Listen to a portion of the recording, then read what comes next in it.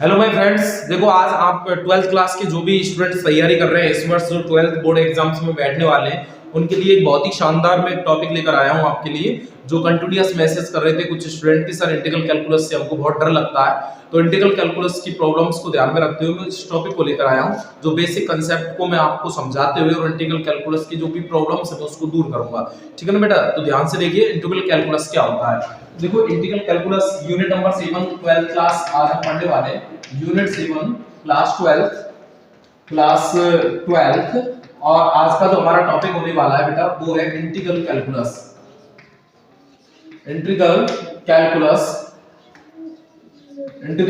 के बारे में आज पढ़ने वाले हैं। देखो बेटा, सबसे पहले तो थोड़ा सा मैं आपको बताता हूँ इंटीग्रल कैलकुलस होता क्या है। ठीक है ना, ये किस पर्पस पर काम करता है और इसकी खोज क्यों की गई थी, थोड़ा सा बेसिक में आपको डिस्कस करता हूं। तो देखो बेटा, इंटीग्रल कैलकुलस जो होता है, समाकलन जो है, ये इसलिए खोजा गया था कि जैसे कुछ क्षेत्र हैं, एनीवन किसी भी प्रकार का क्षेत्र हो और उसके क्षेत्रफल की यदि हमको गणना करनी है, समतल में किसी भी प्रकार का क्षेत्र है, कैसी भी आकृति है और उसको यदि हमको क्षेत्रकलन करना है, उसका क्षेत्रफल ज्ञात करना है, तो उस क्षेत्रफल को ज्ञात करने के लिए इंटीग्रल कैलकुलस का मोस्टली आविष्कार किया गया था, खोज किया गया था। कुछ ऐसा बेसिक कांसेप्ट माना जाता है इसका इंटीग्रल कैलकुलस का। ठीक है बेटा, जिसको हम नेक्स्ट यूनिट के अंदर मैं आपको बताऊंगा कि किस तरीके से इंटीग्रल के द्वारा क्षेत्रफल निकाला जाता है।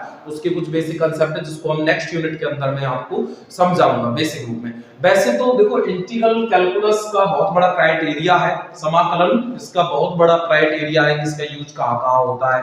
ठीक है, मोस्टली फिजिक्स के बहुत सारे ऐसे कांसेप्ट होते हैं, कुछ ऐसे पार्ट हैं जहां पर इसका मोस्टली यूज होता है, चाहे मैकेनिक्स हो, चाहे हाइड्रोडायनेमिक्स हो, ठीक है, चाहे वो इलेक्ट्रॉनिक्स हो, उसमें भी ये इंटीग्रल कैलकुलस का बहुत ज्यादा यूज होता है। ठीक है बेटा, अब देखो इंटीग्रल कहते किसको है, समाकलन कहते किसको है बेटा। समाकलन के बारे में मैं आपको बताता हूं, समाकलन किसको कहा जाता है, समाकलन किसको कहा जाता है बेटा, है ना। समाकलन के बारे में समझते हैं, समाकलन कहते किसको है बेटा, है ना।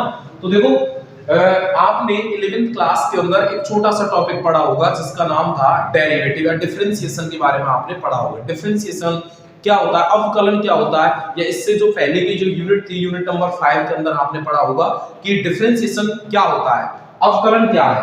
तो देखो बेटा, अवकलन में हम करते क्या है, अवकलन डिफरेंशिएशन क्या होता है बेटा, डिफरेंशिएशन अवकलन क्या होता है। अवकलन में हम किसी फंक्शन का, ठीक है, फलन का अवकल गुणांक ज्ञात करते हैं बेटा, अवकल गुणांक ज्ञात करते हैं, अवकल गुणांक। ठीक है ना बेटा, किसी भी फंक्शन का अवकल गुणांक जो ज्ञात करने का जो प्रोसीजर होता है बेटा वो क्या होता है, अवकलन होता है। वो क्या होता है बेटा, अवकलन होता है।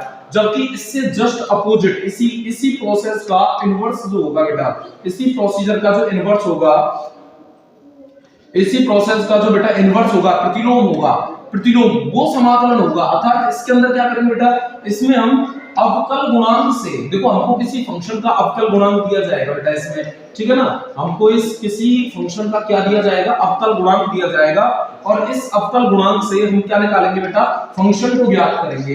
हम किसको ज्ञात करेंगे बेटा, फंक्शन को ज्ञात करेंगे। देखो अवकलन के अंदर हम फंक्शन का अवकल गुणांक ज्ञात करते हैं और इसी का जस्ट प्रतिलोम जो प्रक्रिया होती है, प्रतिलोम जो प्रोसीजर, इनवर्स प्रोसीजर जो होता है बेटा वो इंटीग्रेशन होता है। इंटीग्रेशन में हम इस डिफरेंशियल कोएफिशिएंट से फंक्शन ज्ञात करते हैं बेटा, क्या ज्ञात करते हैं, फंक्शन ज्ञात करते हैं। अब इस समाकलन को इस प्रोसीजर के आधार पर बेटा एंटी डेरिवेटिव भी कहा जाता है।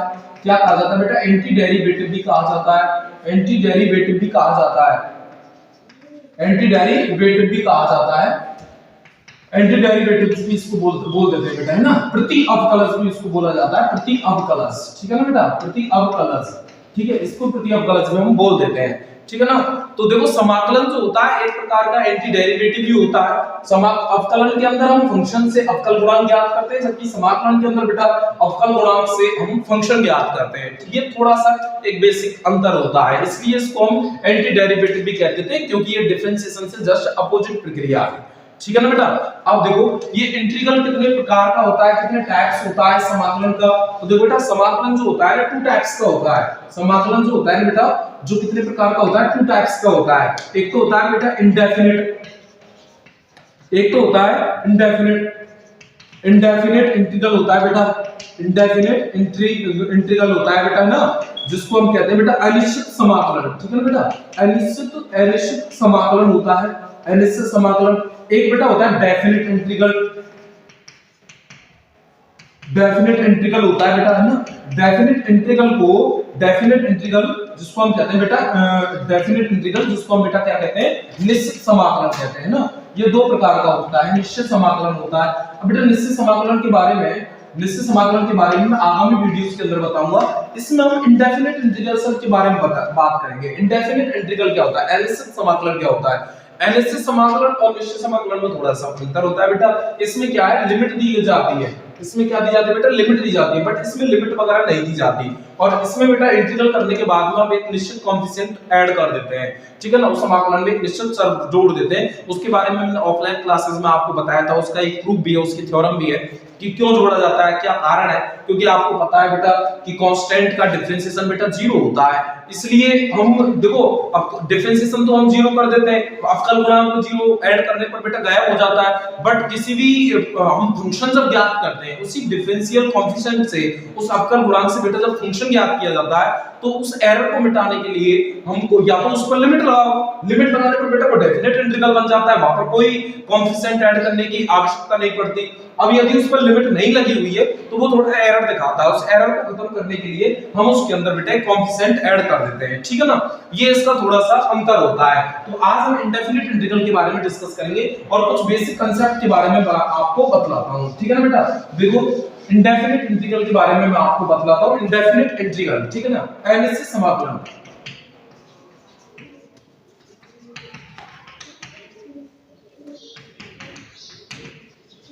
इंडेफिनिट इंटीग्रल अनिश्चित समाकलन, अनिश्चित समाकलन, ठीक है ना बेटा। इसके बारे में आज हम बात कर रहे हैं, अनिश्चित समाकलन। कुछ बेसिक कांसेप्ट कौन-कौन से हैं, जैसे देखो बेटा इंटीग्रेशन x की पावर n dx, ठीक है ना बेटा, पहला कांसेप्ट है। जैसे इंटीग्रेशन करना है हमको x की पावर n dx, तो बेटा इसका इंटीग्रेशन होता है x की पावर n+1 अपॉन n+1 और प्लस c, डेफिनेट है, तो इसके अंदर हम एक कोएफिशिएंट ऐड कर देंगे बेटा, है ना। दूसरा जैसे e की पावर x dx, तो बेटा e की पावर x का जो इंटीग्रेशन होता है बेटा e की पावर x ही होता है। तीसरा हम बात करते हैं बेटा a की पावर x dx, तो बेटा इसका इंटीग्रेशन होता है a की power x upon log a plus c होता है बेटा। a की पावर x का इंटीग्रेशन क्या होता है बेटा, a की power x upon log a, ठीक है ना बेटा। अब इसका डिफरेंशिएशन की बात करते हैं तो a की पावर x log a होता है, बट इंटीग्रेशन के अंदर बटे log a होता है ना बेटा। अब देखो नेक्स्ट फोर्थ की बात करते हैं बेटा, इंटीग्रेशन sin x dx, तो बेटा इसका होता है माइनस का cos x प्लस c, ठीक है ना बेटा। अब पांचवी की बात करते हैं इंटीग्रेशन cos x dx, तो बेटा इसका इंटीग्रेशन होता है बेटा sin x और प्लस c, ठीक है। सिक्स इंटीग्रेशन की बात करते हैं जैसे देखो बेटा tan x dx का जो इंटीग्रेशन होता है वो होता है बेटा log sec x, क्या होता है बेटा, log sec x plus c, या इसको बेटा ये भी लिख सकते हैं minus log cos x plus c भी इसको लिखा जा सकता है। नेक्स्ट कांसेप्ट बेटा जैसे इंटीग्रेशन cot x dx, तो बेटा इसका जो इंटीग्रेशन होता है वो होता है log sin x plus c, ठीक है ना बेटा, या इसको ऐसे लिख दिया जाता है minus log cosec x plus c। आठवां कांसेप्ट जैसे बेटा sec x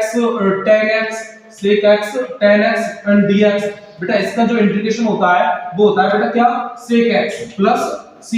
नेक्स्ट बेटा नौवां जैसे integration cosec x cot x and dx, तो बेटा इसका जो इंटीग्रेशन होता है वो होता है minus cosec x plus c, ये इसका इंटीग्रेशन होता है 10।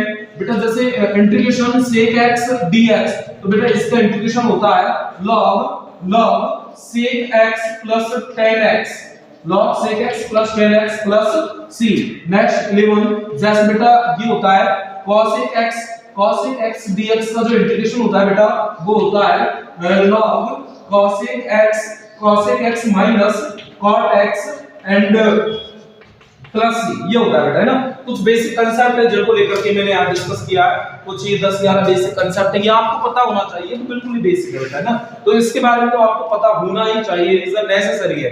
यदि आपको इतना भी फॉर्मूले वगैरह थोड़ा सा बेसिक नहीं आता तो आप क्वेश्चन को लगाने में थोड़े से असक्षम या थोड़ी सी कमी महसूस करोगे कि सर नहीं लग पा रहा, डर नहीं निकल पा रहा। ठीक है, तो आपको ये जो बेसिक कंसेप्ट है, ये बेसिक कंसेप्ट एकदम क्लियर करना है कि जैसे इंटीग्रेशन 1 x की घात n dx, तो x की power n+1 upon n+1 plus c, a की पावर x का बेटा इंटीग्रेशन a की पावर x से होता है, और a की पावर x dx का बेटा इंटीग्रेशन क्या होता है, a की power x upon log a होता है। ठीक है ना, ऐसे sin x का माइनस cos x का sin x, tan x का log sec x या माइनस log cos x।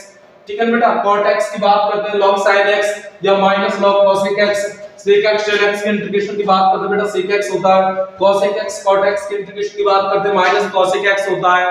ठीक है ना, sec x के इंटीग्रेशन की बात करते हैं log sec x plus tan x होता है, cosec x के इंटीग्रेशन की बात करते हैं log cosec x minus cot x होता है। ठीक है, कुछ बेसिक और भी है, जैसे बेटा देखो, जैसे हम किसी कॉन्फिडेंट या कोई अचल राशि है तो कांस्टेंट वैल्यू है, तो उसका इंटीग्रेशन कैसे निकालेंगे। ठीक है ना बेटा, जैसे कोई k है k, अब इसका इंटीग्रेशन निकालना है बेटा, तो देखो इसका इंटीग्रेशन क्या निकलेगा, इसका इंटीग्रेशन क्या होगा बेटा, kx हो जाएगा, क्योंकि बेटा dx का इंटीग्रेशन x होता है, जैसे dy हो तो इसका इंटीग्रेशन बेटा y होता है, जैसे dz है बेटा इसका इंटीग्रेशन क्या होता है, z होता है। ठीक है ना बेटा, ये आपको पता होना चाहिए।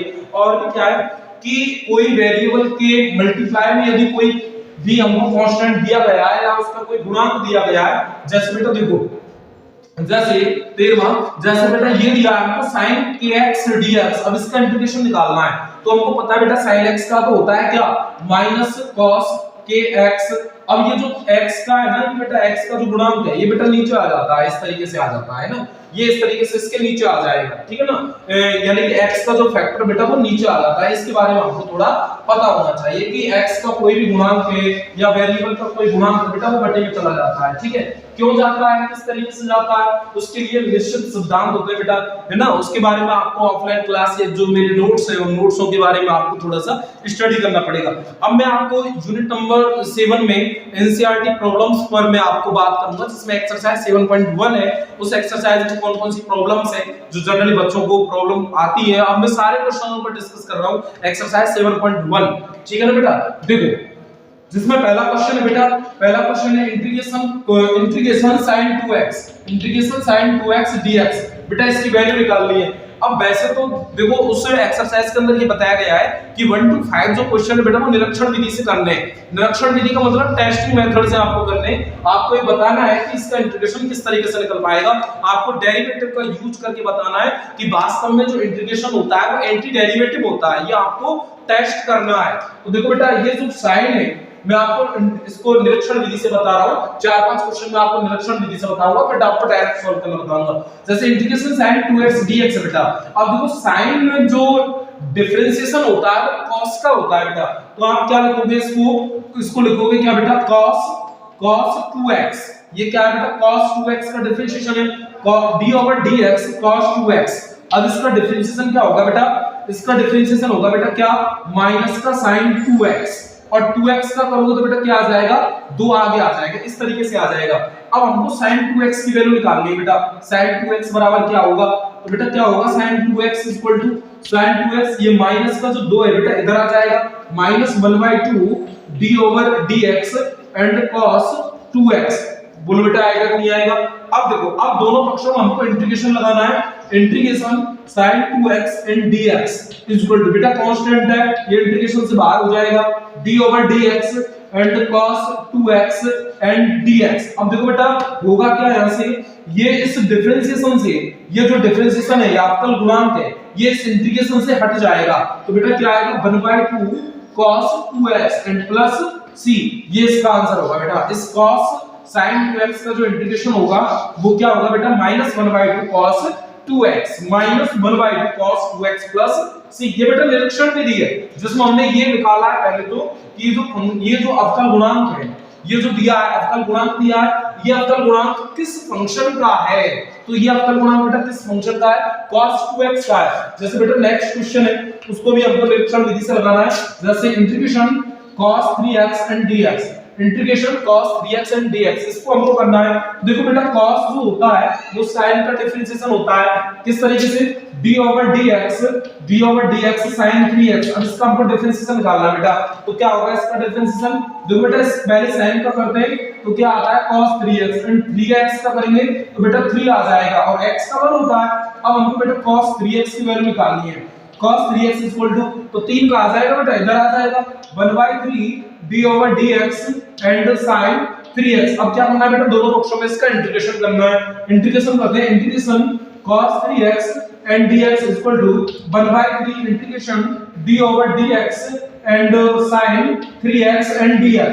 तो बेटा क्या होगा, ये जो डिफरेंशियल कोएफिशिएंट है, ये जो अवकल गुणांक है, ये इस dx या इंटीग्रेशन से हट जाएगा। तो बेटा क्या होगा 1/3 sin 3x प्लस c, इसका राइट आंसर बेटा है ना। देखो नेक्स्ट क्वेश्चन की हम बात करते हैं, क्वेश्चन नंबर 3 में देखो बेटा, क्वेश्चन नंबर 3 में हमको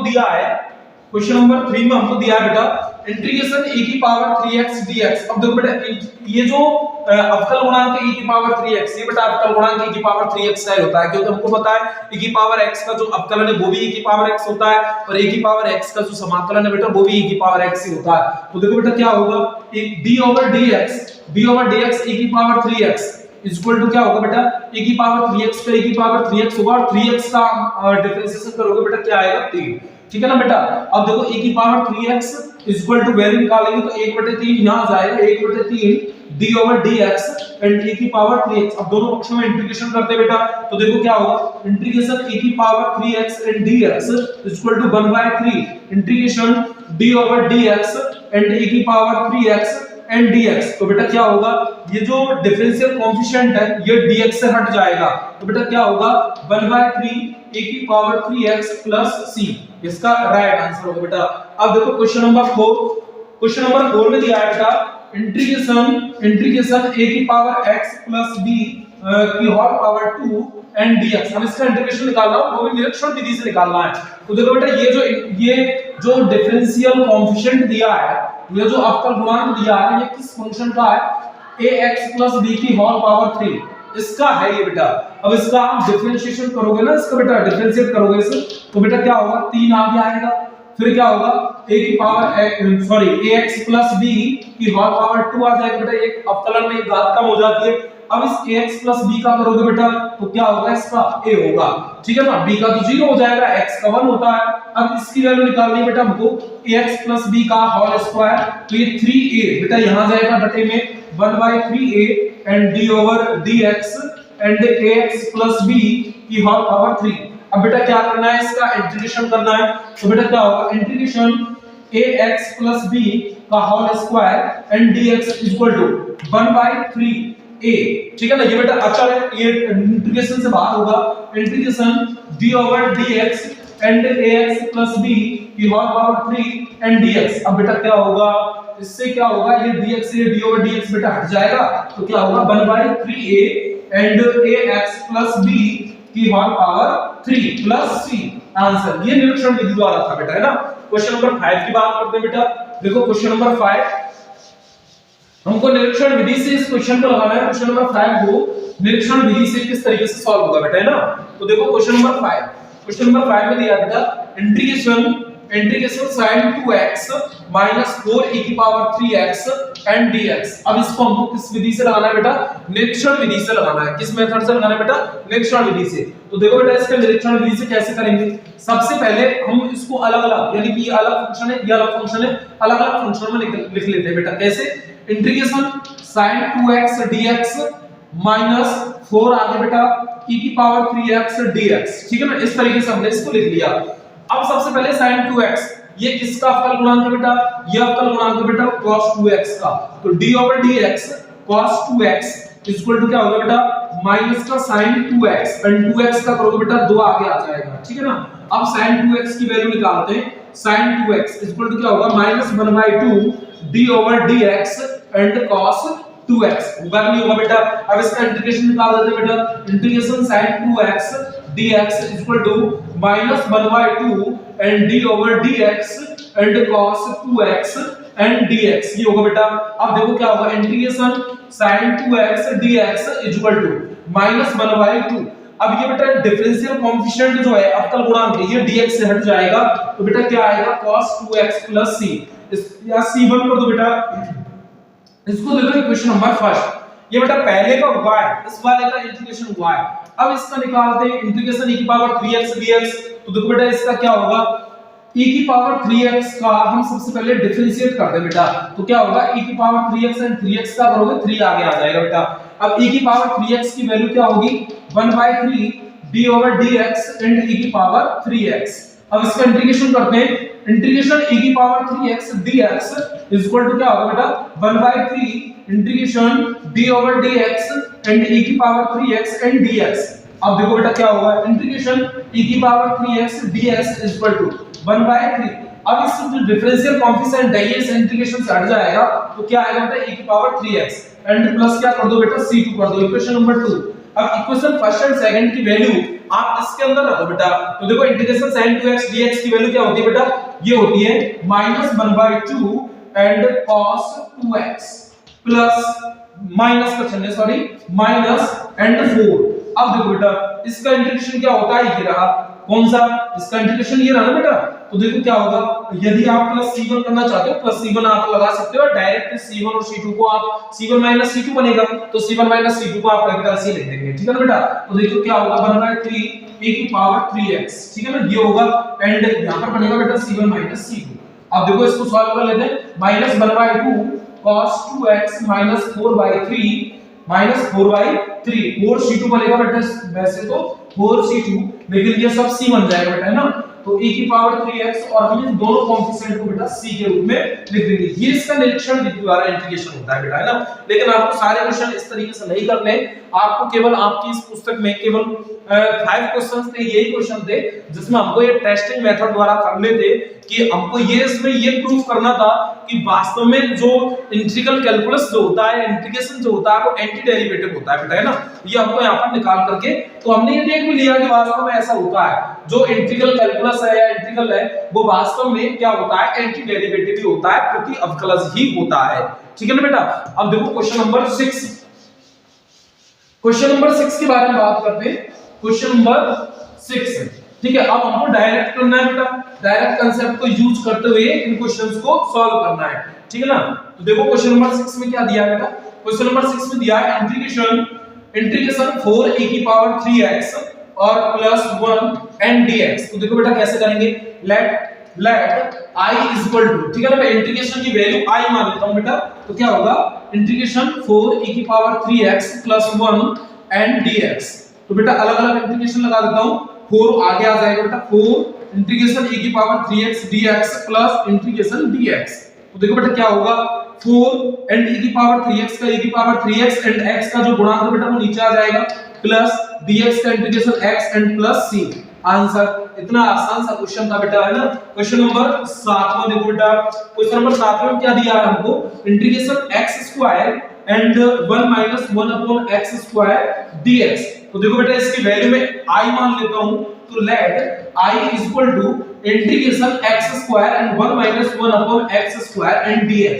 तो देखो बेटा क्या होगा i equal to integration x² का आपको अंदर मल्टीप्लाई करना बेटा, तो क्या होगा x² माइनस, अब x² से बेटा x² कैंसिल आउट होता है, क्या बचता है बेटा 1 एंड dx। तो क्या होगा अलग-अलग इंटीग्रेशन कर दो बेटा, x² dx and minus dx। तो देखो बेटा x² का इंटीग्रेशन क्या होगा, x² का इंटीग्रेशन होगा x की पावर 3/3 माइनस dx का इंटीग्रेशन क्या होगा बेटा x और प्लस c। आंसर देखो बेटा क्वेश्चन नंबर 8 लगाते हैं। क्वेश्चन नंबर 8 में क्या दिया है बेटा, क्वेश्चन नंबर 8 में दिया है आपको ax² plus bx plus c and dx, ये दिया है बेटा।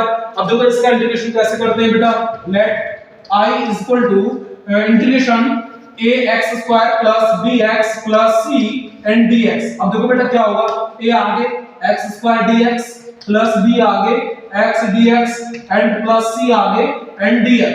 तो देखो बेटा क्या होगा, a x² का इंटीग्रेशन होगा बेटा x की पावर 3/3 एंड b x का इंटीग्रेशन होगा बेटा x²/2 plus c x plus c, ठीक है ना, ये इसका इंटीग्रेशन होगा बेटा।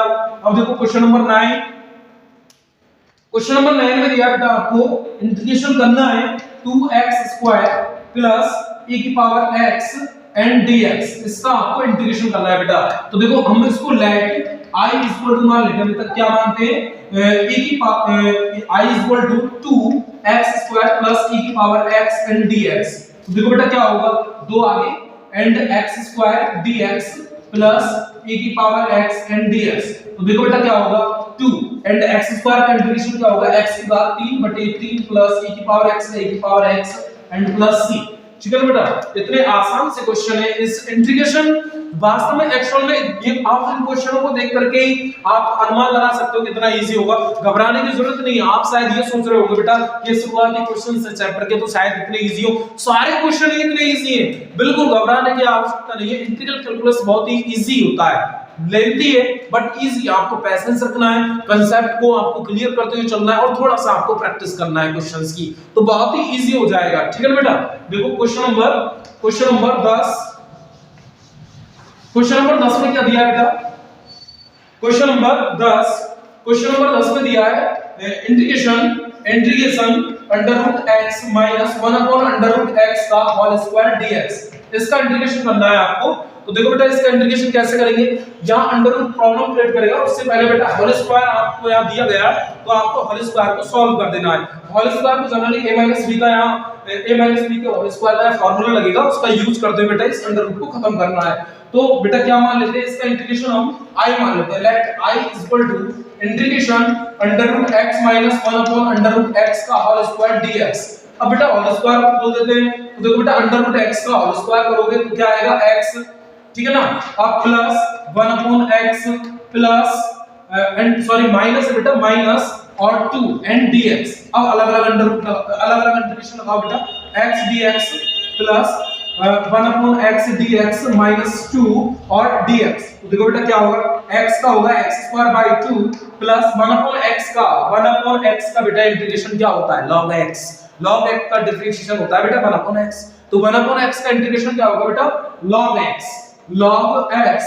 माइनस 2 और dx का x एंड प्लस c। इतना आसान सा था बेटा। देखो क्वेश्चन नंबर 11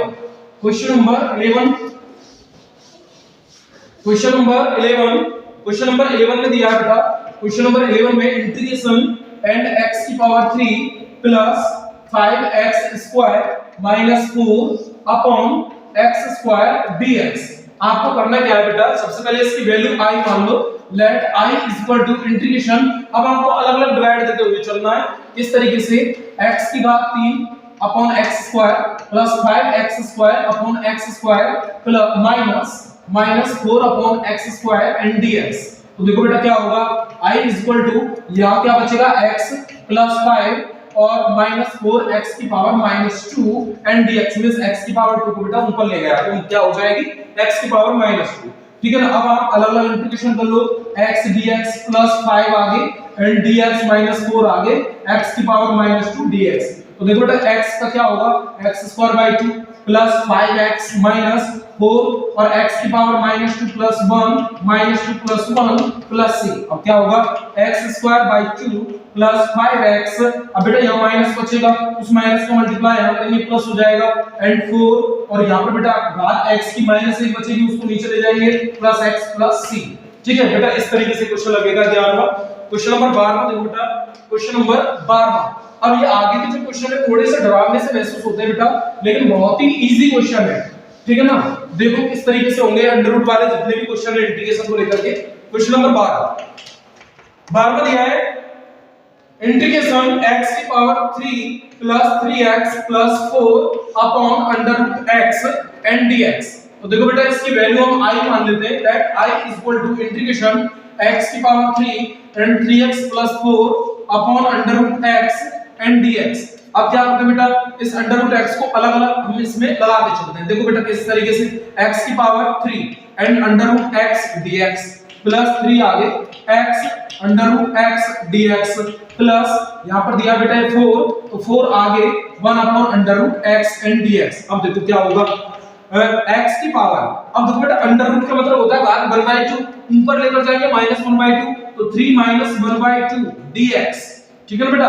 अब देखो 3 अंडर रूट x से ये x कटेगा तो बेटा बचेगा x की पावर 1/2 dx।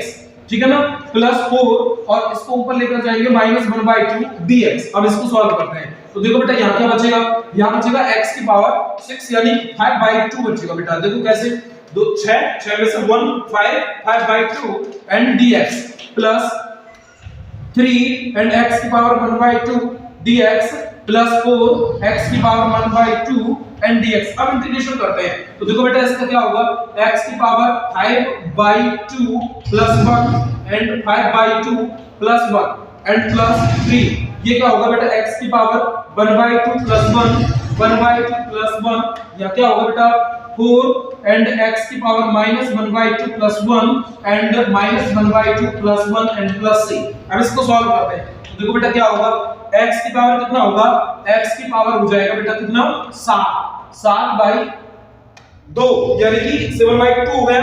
और यहां पर बात करते हैं बेटा तो देखो 7 नीचे और 2 बेटा ऊपर पहुंच जाएगा, ठीक है ना। यहां पर हम बात करते हैं 3। अब देखो बेटा यहां x की पावर कितना होगा 3/2 और नीचे क्या होगा बेटा 3 और ये बाय 2 ऊपर चला जाएगा तो क्या हो जाएगा बेटा 6 हो जाएगा, ठीक है ना। ये देखो 2 और 1 3 और ये जो बटे है ये ऊपर जाएगा मल्टीप्लाई होगा 6 हो जाएगा। प्लस यहां पर हम बात करते हैं तो बेटा बचेगा x की पावर 1/2 एंड ये 4 और यहां पर 1/2 बचेगा बेटा ऊपर जाएगा तो क्या हो जाएगा 8 और प्लस बेटा क्या हो जाएगा c। अब इसको आप सॉल्व करके बेटा 2 यहां पर लिख सकते हो, ठीक है ना। ये इसका राइट आंसर, ठीक है ना। अब देखो क्वेश्चन नंबर 13, 13वां क्वेश्चन भी सेम इसी तरीके का क्वेश्चन है। देखो बेटा क्या दिया है क्वेश्चन नंबर 13 में, इंटीग्रेशन x की power 3 minus x square plus x minus 1 upon x minus 1 dx। तो देखो बेटा इसको लेट i इक्वल टू आप मान सकते हो, लेट i इक्वल टू, अब आपको यहां से बेटा x कॉमन ले लेना है तो क्या बचेगा x minus 1 plus x minus 1 और नीचे बेटा x माइनस 1, ठीक है ना बेटा। सॉरी यहां x स्क्वायर को आपको कॉमन लिया है और dx। अब देखो बेटा क्या होगा, अब यहाँ ऊपर से कॉमन आ रहा है बेटा x minus 1 and x square plus 1 and x minus 1 dx। x minus 1 से x माइनस 1 कैंसिल आउट होता है, बचेगा integration x square plus 1 and dx and x square का इंटीग्रेशन होता है बेटा x की power 3/3 plus x plus c। Answer question number 14 देखो बेटा, क्वेश्चन नंबर 14 में दिया है बेटा integration 1 minus x and under root x dx। तो देखो बेटा let i equal to integration under root x का अंदर मल्टीप्लाई करो बेटा क्या होगा x की पावर 1/2 माइनस x एंड इसके साथ करोगे बेटा क्या होगा 3/2 एंड dx। अब इसका डायरेक्ट इंटीग्रेशन कर दो बेटा, देखो क्या होगा x की power 1/2 plus 1 and 1/2 plus 1 minus x की पावर 3/2 प्लस 1 एंड x की 3/2 plus 1 and plus c। Solve कर देते हैं बेटा क्या होगा, देखो ये हो जाएगा बेटा 3/2 ये 2 ऊपर चला जाएगा एंड x की पावर 3/2 माइनस ये होगा बेटा कितना x की पावर 5/2 बट नीचे 5 और बटे 2 ऊपर चला जाएगा प्लस c। आंसर देखो बेटा क्वेश्चन नंबर 15 भी सेम इसी तरीके का है। देखो बेटा क्वेश्चन नंबर 15 में क्या दिया है, क्वेश्चन नंबर 15 में दिया है under root x and 3x square plus 2x plus 3 and dx। तो देखो बेटा आपको let i equal to under root x का अंदर मल्टीप्लाई करते हुए चलना है बेटा। तो देखो क्या होगा 3 एंड x की पावर 3/2 x की पावर बेटा देखो इस 2 में आप 1/2 जोड़ोगे तो हो जाएगा बेटा 5/2। क्या 1/2 आप यहां मल्टीप्लाई करोगे तो 1/2 प्लस 2 तो बेटा क्या होगा 5/2। यहां पर आप ऐड करोगे बेटा 1/2 इसमें 1 में ऐड करोगे तो क्या हो जाएगा 3/2 एंड प्लस 3 एंड x की पावर 1/2 एंड dx। अब डायरेक्ट आपको इंटीग्रेशन कर देना है तो देखो बेटा क्या होगा 3 एंड x की power 5/2 plus 1 and 5/2 plus 1 and plus 2 and x की power 3/2 plus 1 and 3/2 plus 1 and plus 3 and x की power 1/2 plus 1 and 1/2 plus 1 plus c, ठीक है बेटा। अब देखो क्या होगा, देखो बेटा क्या होगा, ऐसा कंफ्यूजन मत होना बेटा, देखो ये हट जाएगा, ठीक है ना। अब देखो क्या होगा 3 एंड x की पावर हो गया बेटा कितना 7/2 और नीचे बेटा 7 और बाई 2 ऊपर जाएगा तो 6 हो जाएगा, ठीक है ना। इधर देखो ऊपर 2 एंड x की पावर हो गया बेटा 5/2, नीचे भी क्या होगा बेटा 5 और बाई 2 ऊपर जाएगा तो कितना हो जाएगा बेटा 4 हो जाएगा, एंड 3 एंड x की पावर 3/2, नीचे बेटा x की पावर 3/2 तो बेटा यहाँ जाएगा केवल 2 रहेगा एंड प्लस c। ये क्वेश्चन नंबर 15 था बेटा, है ना। अब क्वेश्चन नंबर 16 देखो, क्वेश्चन नंबर 16 में क्या दिया है, मैं डायरेक्ट थोड़ा बेटा let i equal to integration हमको निकालना है यहाँ पर 2x - 3 cos x plus e की पावर x एंड dx। देखो बेटा क्या होगा i इक्वल टू, देखो आप डायरेक्ट इसको सॉल्व कर सकते हो। देखो 2 into x का इंटीग्रेशन क्या होता है x² - 3 cos x का क्या होता है बेटा sin x एंड e की पावर x का e की पावर x प्लस c। ये दो से दो कैंसिल आउट होता है बेटा x² - 3 sin x plus e की power x plus c, that is right answer. ठीक है बेटा। देखो क्वेश्चन नंबर 17, क्वेश्चन नंबर 17 किस तरीके से होता है, क्वेश्चन नंबर 17 लगाते हैं। ठीक है ना। देखो बेटा क्वेश्चन नंबर 17 हमको दिया है इंटीग्रेशन, हमको इंटीग्रेशन की वैल्यू निकालनी है बेटा 2x² - 3 sin x plus 5 √x and dx। तो देखो बेटा अलग अलग आप कर सकते हो, आप डायरेक्ट भी कर सकते हो, बहुत सारे क्वेश्चंस आपने कर लिए हैं अभी। तो देखो बेटा 2 एंड x² का x की पावर 3/3 माइनस 3 sin x का होता है बेटा minus cos x, that is minus minus plus and cos x plus 5, इसका करोगे बेटा क्या होगा 3/2 एंड 3 और बाय 2 करोगे बेटा ऊपर चला जाएगा 10 और plus c, that is answer. ठीक है ना बेटा। देखो क्वेश्चन नंबर 18 में क्या दिया बेटा i equal to integration sec x and sec x plus 10x and dx। तो देखो बेटा sec x का अंदर मल्टीप्लाई करते हुए चलना है पहले तो बेटा क्या होगा sec² x plus sec x and 10x and dx। सब अलग अलग इंटीग्रेशन कर देना बेटा sec² x dx plus integration sec x 10x and dx। तो sec² x का इंटीग्रेशन क्या होता है बेटा sec² x का इंटीग्रेशन होता है 10x and sec x 10x का इंटीग्रेशन होता है बेटा sec x and plus c। देखो बेटा क्वेश्चन नंबर 19 यानी 19वां क्वेश्चन। देखो बेटा 19वां क्वेश्चन लगाते हैं। क्वेश्चन नंबर 19वां क्वेश्चन में क्या दिया बेटा i इक्वल टू, हमको वैल्यूज निकालनी है बेटा sec² x upon cosec² x dx। तो मैं आपको बताऊं बेटा ये इक्वेशंस होती है, ट्रिग्नोमेट्रिक इक्वेशन होती है sec x upon cosec x, sec x upon cosec x बेटा 10x होता है बट स्क्वायर लगा हुआ है तो क्या हो जाएगा बेटा यहाँ 10² x dx। अब देखो बेटा 10² x को आप क्या लिख सकते हो sec² x - 1 dx। अब बेटा अलग अलग इंटीग्रेशन करोगे, integration sec² x dx and minus dx। तो बेटा sec² x का इंटीग्रेशन होता है बेटा 10x एंड dx का होता है x plus c, that is right answer. ठीक है बेटा। अब देखो यहाँ पर क्वेश्चन नंबर 20 में दिया है बेटा i इक्वल टू इंटीग्रेशन की वैल्यू निकालनी है हमको। कौन सा इंटीग्रेशन निकालना है 2 - 3 sin x upon cos² x dx। तो देखो बेटा कैसे निकलेगा i इक्वल टू, आपको अलग अलग डिवाइड करना है बेटा cos² x का, तो क्या होगा 2 upon cos² x dx minus 3 को बेटा आगे ले लो क्या हो जाएगा sin x और नीचे cos x into 1 upon cos x and dx। तो देखो बेटा क्या हो गया 2 आगे ले लो क्या हो जाएगा sec² x dx minus 3 and क्या हो गया बेटा ये 10x and sec x dx। देखो बेटा 2 sec² x का इंटीग्रेशन क्या होता है बेटा 10x माइनस 3 और sec x 10x dx, that is sec x plus c, that is right answer। देखो बेटा 21 क्वेश्चन नंबर 21 में हमको वैल्यू निकालनी है इंटीग्रेशन, इसकी वैल्यू निकालनी है बेटा √x plus 1 upon √x and dx। इसकी वैल्यू हमको निकालनी है बेटा। तो देखो कैसे निकालेंगे इसकी वैल्यू, डायरेक्ट हम निकाल सकते हो x की पावर हो जाएगा बेटा 1/2 plus 1 upon 1/2 plus 1 and plus यहाँ बेटा x की power minus 1/2 plus 1 and minus 1/2 plus 1 plus c। तो देखो बेटा क्या होगा, ये हो गया बेटा 3/2 बट 2 ऊपर जाएगा और x की पावर 3/2 रहेगा और यहाँ पर बेटा 1/2 बचेगा 2 ऊपर चला जाएगा एंड x की power 1/2 plus c, that is right answer इसका, है ना। अब 22 क्वेश्चन नंबर 22 सबसे अच्छा क्वेश्चन है इस एक्सरसाइज का, और ये बोर्ड एग्जाम से लाइक क्वेश्चन है बट शॉर्ट टाइप्स में बनेगा बेटा, है ना। तो देखो किस तरीके से 22 क्वेश्चन जो दिया गया है आपको, उसमें दिया गया है बेटा, यदि d over dx and f of x is equal to 4x की पावर 3 minus 3 upon x की पावर 4, जिसमें बेटा f of 2 की जो वैल्यू दी गई है वो 0 दी गई है, तो f of x की वैल्यू हमको निकालनी है बेटा। f of x की वैल्यू क्या होगी ये हमको निकालनी है, ठीक है ना बेटा। तो देखो किस तरीके से निकालेंगे, ध्यान देना। हमको दिया गया है बेटा d over dx and f of x is equal to 4x की पावर 3 minus 3x की पावर -4। हम इसका इंटीग्रेशन कर देते हैं बेटा, integration d over dx and fx dx is equal to integration and 4x की पावर 3 minus 3x की पावर -4 and dx।